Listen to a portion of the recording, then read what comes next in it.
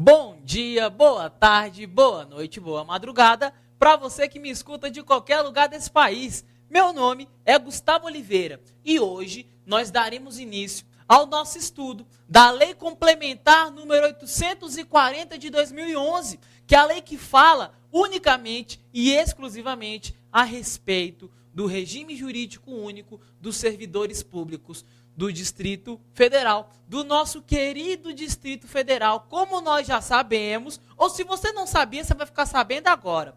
Como nós estamos conversando, o DF, ele não tinha uma lei própria, uma lei específica para os seus servidores. O que acontecia? Era uma concha de retalhos. Em momentos, aplicava-se a 8.112.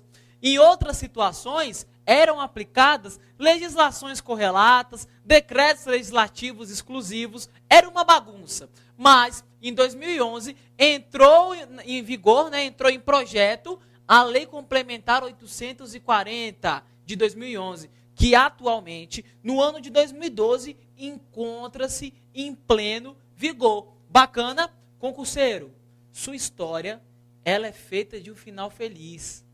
Mas para que você chegue nesse final feliz, você tem que fazer algo.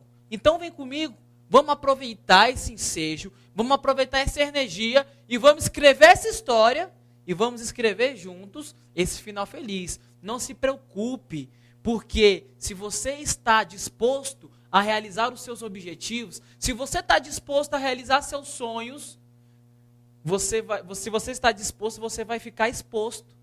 E a exposição gera crítica. E nós todos temos medo de ser criticados. Mas não se preocupe. Ser criticado faz parte do processo.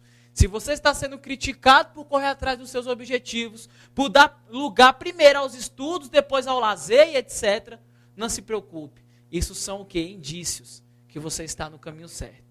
Bacana. A primeira coisa que eu quero deixar claro para você é o termo funcionário público. Por favor, não utilize esse termo, tira esse termo da sua vida. Funcionário público nós não utilizamos mais. Funcionário público era um termo utilizado antigamente pela Constituição Federal. Mas na nova Constituição Federal de 1988, nós não temos mais o termo funcionário público. E atualmente, o termo funcionário público encontra-se apenas no nosso Código Penal, para intitular, para dizer aquelas pessoas, para dizer quem são aquelas pessoas que cometeram crime contra a administração pública. Bacana para isso? Então, primeira coisa que eu quero é que você tire da sua mente esse senso comum, que você tire da sua mente o que você aprende no jornal, porque para o jornal, todo mundo que presta entrevista para o jornal é funcionário público e está errado, porque funcionário público é porque ele está respondendo crime perante a esfera penal. Então, se o jornal coloca que fulano de tal é funcionário, ele já está pecando. Por quê? Porque está chamando o cara de criminoso. Olha só a ideia que você tem que ter. Servidor público é regido por um estatuto. Empregado público é regido pela CLT. Os dois prestam concurso, mas trabalham em pessoas jurídicas distintas. O servidor público ele está presente na administração direta e nas autarquias e nas fundações. O empregado público está presente nas empresas públicas e na sociedade de economia mista. E para ingresso na administração, ambos devem respeito ao princípio constitucional do concurso público, ou seja, ambos têm que fazer concurso para ingressar na administração. Tranquilo? Agora vem cá, que a gente precisa conversar direitinho. Eu preciso te contar quem vai ser você dentro da administração. Seja você temporário, seja você servidor, seja você empregado. Eu preciso te situar aonde você vai se encontrar dentro da administração. E eu também preciso te mostrar sobre quem, para quem são aplicadas as regras da Lei Complementar 840 de 2011. Tranquilo para isso? Então vem cá, me acompanha na tela, presta bastante atenção, vamos lá.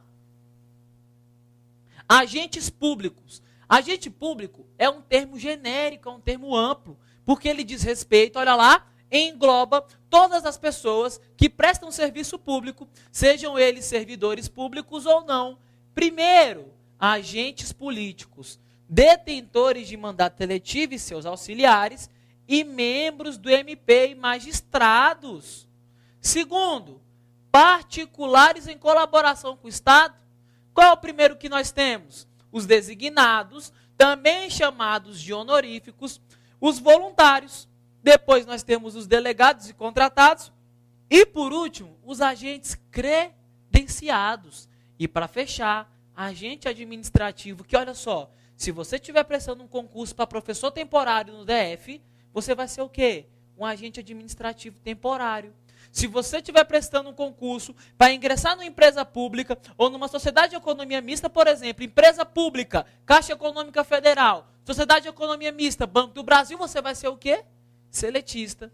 E olha lá, 3.3, estatutário, que é para você que quer trabalhar onde?